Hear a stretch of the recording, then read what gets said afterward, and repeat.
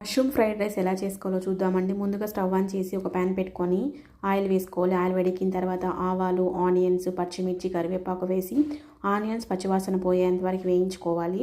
ఆ తర్వాత ఇందులో 1 టేబుల్ స్పూన్ అల్లం వెల్లుల్లి పేస్ట్ వేసుకొని మళ్ళీ ఒకసారి వేయించుకోవాలి. ఇందులోనే కారం పొడి, ధనియాల పొడి, పసుపు వేసుకొని వేయించుకోవాలి. ఇప్పుడు ముందే కట్ చేసుకున్న మష్రూమ్స్ ఇందులో వేసుకొని వేయించుకోవాలండి.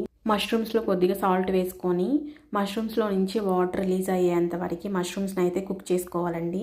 చూడండి, వాటర్ అంతా రిలీజ్ అయ్యి ఆయిల్ కూడా పైకి వస్తుంది. 80% మాత్రమే కుక్ చేసుకోవాలి.